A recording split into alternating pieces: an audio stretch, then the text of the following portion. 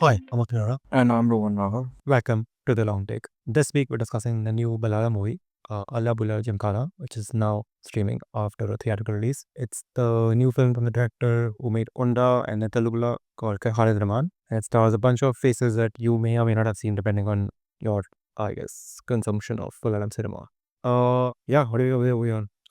I was pleasantly surprised, but not blown away. Yeah, I think I'm not sure, pleasantly surprised. Maybe a minor version of that, but then to a degree. But the extended skate boxing, I think eventually got to me, like the presentation and how it just kept on going on forever. Which is basically the entire second half, no? More than the second half, I think.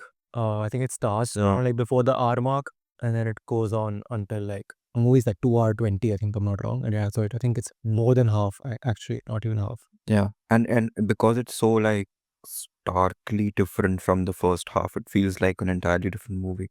Yeah. In not just the way that it's like shot and everything, Mm-hmm. but also because of the characters are in an entirely different setting as compared to where they were in the first half, Yeah. which was more relaxed kind of. Mm-hmm. And then this one, it feels like watching like Lagan, but like the full match instead of like Snippets. the You're like, yeah. I think it really got to show the match for every guy because there's like what 5 or 6 people and they start diving into each other at some point. And eventually they'll skip, right? It's just like they'll do like a montage and like 3 of them will get knocked out in like 10 seconds and that'll be funny. But no, they want to show them getting knocked out, as you said, in real time. Yeah, we see like full extended matches, and all of them are like similar except like one guy. Yeah, this is like the director's cut they have released before, the main movie. Like they're like, nee, we won't release the condensed version. Yeah. Although if you had kind of condensed it a little bit, I think there is a lot of interesting stuff happening there. There is like this extended like brawl basically that happens at the end, which is So, after. this was cemented my comparison for me. Like I was like waiting, like I was hoping, like I don't know where they would go. Like I'm hoping. I think I was trying to imagine where they would go. And once they went to the street ball, I was like, this is basically India's Cobra Kai at this point. I haven't seen Cobra Kai. What happens in Cobra Kai? Cobra Kai essentially like unlike the Karate Kid movies, which are like which they were also teenage focused, with semi adults. Like Cobra Kai is completely like teenage vibes, like teenage angst and all that, and teens trying to like train under like this guy who was in the Karate Kid. And there are rival dojos, which like just sounds weird. You're like, why are there rival dojos? Like it sounds hilarious. But lot of times in Cobra Kai, training while they're training inside in dojos, like that, their angst will spill over onto the streets and to their high school. So it just becomes like they train in the dojos and then they give them training of like, you have to only use this stuff for like defense or blah, blah, blah, the life philosophy. But the rival dojos, you're like, I don't know, I feel like I'm going to use this rant at this point. But the point is, they also have these like brawls everywhere with like, essentially like there was also like meaningful like moments for like these characters of like figuring out like like not everything can be solved with punches. But this is where essentially the movie was going, right? Especially like give us like for 50 60 minutes of like, oh yeah, this is like you're using the right way, like you're using the ring, and then last 20 minutes is just like they go crazy. But that's basically Cobra Kai, but except that's like, I don't know how many seasons, 4 5, I have lost count. No, I thought it was more like this guy's last movie, which was like Thalumala, Yeah. and that movie was like essentially like a string of like just street brawls, like adventurously kind of shot and edited street brawls. And this was like a version of that I'm happening. kind of glad I forgot that he made that movie because I was not able to get through that one. I think I saw like 20 minutes of that. And I was like, this is not for me. That was the one where everything was like a music video. Yeah, but it was like what only thing I remember is only saw 20 minutes and it was like 3 years ago, I think, is that it was like very annoyingly edited and like very loud, like background music. That it I think that movie won like best editing at our Critics' Choice Awards. Yeah, if it did, then I abstained from that category because I couldn't finish the movie. Is basically like the most editing is. Yeah, which is like not just a problem with like our group, it's just a problem with Oscars and every other award as well. Wow. Anyway, so I wouldn't be too surprised. Yeah, this one kind of shows up in editing categories also because This one, but just imagine if this so much shows up in cinematography category. Like, what was happening in that boxing like match for like 60 minutes? actually which one? I like the cinematography actually. No, I like it in parts, but I also don't like it in parts. Like it's some of it is good when they're actually like with the characters and it's like Creed level. But the moment they leave the characters and do like a wide shot, or which is like there are several wide shots every 30 seconds, and then I don't like it anymore. Oh, I thought, in fact, I was consistently impressed with at least this aspect of the movie because, Right. yeah, I mean, the writing is a little uneven and the pacing is a little uneven. And, you know, like we've spoken about, the second half is like a little too long. All those problems exist. But then I remember consistently being like, oh, this looks like a real movie, right? And I wonder what the resources were because they can't have been like that much. Right. And I mean, even the first half, which is like in the streets of Alappuzha or whatever, in this Gymkhana, it's like there is some effort being put in there in terms of, you know, striking a mood and a sense of place. It's not like the kind of stuff that we usually see, which is like sublight on kar do or whatever, you know. I think And the problem with me for the wide shot, especially for the boxing stuff, I have no problem with the city stuff and whatever they did before they get to the what are the wide shots? I don't understand. essentially when you're showing the entire ring, and I can also see like the seating for the audience, like that kind of wide shot. Okay. Like they were basically trying to kind of set this stage, and they would use those kind of shots like over and over again in every boxing match, or between the boxing matches, like when they're trying to show like the other side stories, like what's happening on the sidelines. And it was just weird for me because for 80% of the movie, the stadium is like empty, And then people start coming in. yeah. Which makes sense. But isn't it the same day? I don't know if it's the same day. But typically it's like the same day. Like it just feels like they're having the fights on the same day. It doesn't feel like day has passed. No one slept at any point. I mean, either way, you know, like whatever little experience that I have of attending sports events, like final में ज़्यादा लोग होते हैं, etc. Final कहाँ हुआ था? They didn't even get to the final. They were in the second round and they started running in the end. Yeah, but like कोई तो final में होगा ना, मतलब शाम को, I'm guessing. I don't know if it's a one day, but anyway, like it was distracting for me. I was like, this is unnecessary. You can just stick to very close, tight, ring level shots, and that'll be more enjoyable for me. Because I was thinking like boxing as like a sport has been filmed in so many different ways. Yeah. How do you like make it fresh? You know, I especially think that's impossible. I think that train has left the station. I don't think you can make it fresh anymore. The only thing you can do is make it engaging. yes. And I mean, you can maybe use a combination of techniques that others have in the past, which I think is what they do here. Yeah. So what like the Raging Bull stuff you cannot not do, right? Which they do here also quite a bit of.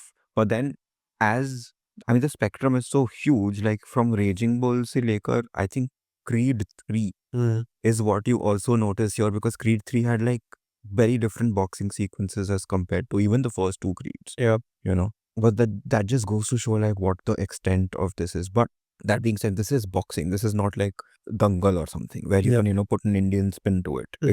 It looks and feels like boxing. Yeah. So there's that. The otherwise, you know, it like we were speaking about the cinematography and all that. It looks refined. It doesn't look like slapdash, or at least as slapdash as I had presumed that it would be for some reason, you know. So overall, I was like, oh, so it's not like one of those situations where even the stadium is like, it's not like they're using stadium lights to kind of light the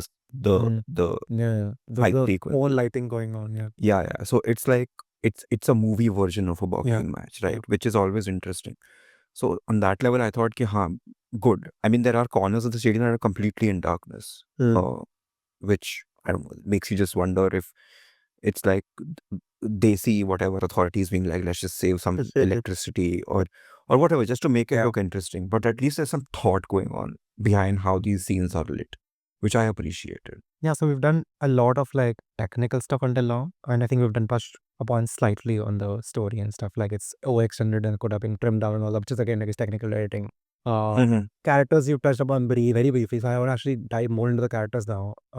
There are arcs mostly for Jojo, I would say, the main guy, and there's probably an arc at some level for the coach. Yes. Other people don't really have an arc. It's more of just like banter among themselves, I would say. So I guess we're going to start with the coach first or the Jojo? Coach ka to instantly it's like he's frustrated, right? And and you kind of see where that is going, and the movie kind of invites you to fill in the blanks yourself, and then you do that, and then it's largely unsurprising. He is like an interesting idea of a person because it seems like I mean, everybody who's played any sort of sport in their lives has met somebody like this. And especially in Kerala, like the couple of times that I've been there, like the one thing that you notice is that it's actually true, like one neighborhood, not even one neighborhood, like one corner of a neighborhood would have like a football team which everybody is extremely proud of. And like a football match between like two streets that are like parallel to each other would be like a massive event. And all the kids, and like, like every street would have like one like great footballer who he's like the hero of that little street.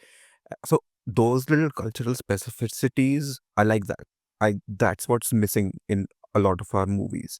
And I would appreciate if more of our movies were more culturally specific. Yeah, just being like the India ka hero hai. ये India का hero है और even that this movie has like no stakes, no adversary, no villain, right? Which is, it goes against like the rules of drama, if you will, because it's not like they wanted to be boxers, they just happened upon it.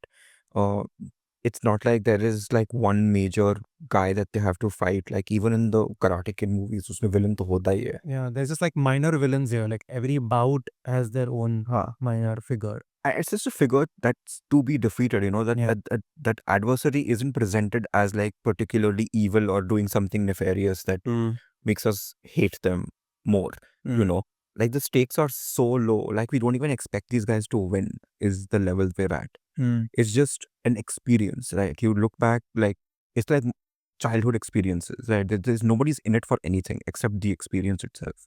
And if it is actually one day, as you said, then I mean, it's interesting to look back and wonder what sort of impact like single day events have had, and normally, because we watch so many of these, especially like Hindi movies and stuff, where it's almost as if they're manufacturing like uh, hurdles for the main character to kind of go through, and you're like, but ye kyun ho raha hai? Because we want to hype up the main guy or whatever. Yeah. And none of that is there here, which is, I guess, risky, but it's admirable only if you pull it off, and this movie like partially pulls it off for me. So I'm still like in two minds about that. Yeah, I had like similar vibes on like a different thing, Like I felt like the movie, it is on one level like refreshing in a way that you're basically following people. This is not a rags to riches. Like it's like basically rags to semi less rags by the end. Like if they've gained some self-respect maybe for themselves, but not much else. Yeah, they're still not going to Yeah, get into like college. it's not actually some grand achievement. It's not like some Chandu champion nonsense. He's like some Oh my Olympic God. level athlete now. Yeah. But on the other hand, like movies sometimes feels like too eager to almost like laugh at itself. Which like I appreciate obviously self-awareness in any movie. But because they're like so almost like it feels, I'm not able to describe it, but like that's why the only word I could find was eagerness. It was initially like they're coming out with so much like energy or so much like fortitude. It's just like they don't know where to channel it at some points, and then sometimes they end up channeling it in like in a direction where it's not useful. And then I'm like, why did you just waste time there? Like for the instance, like I understand why they want to show JoJo's like failed whatever romantic pursuits. But after a point, I'm like, they are not going anywhere. So why are you beating the same drum? Yeah, because it happens thrice in different forms. The one that stands out the most is the party one, I think, because that's the woman we were introduced to first on the boat. And I mean, see, that was an interesting scene for two reasons, right? One is that the movie isn't interested in portraying Jojo as some sort of hyper confident dude. And in the scene, he verbalizes his whatever insecurities, vulnerabilities, which again is unusual. And the scene ends with him basically biting the dust, right? It's like, oh no, it flop ho gaya sab kuch. Yeah.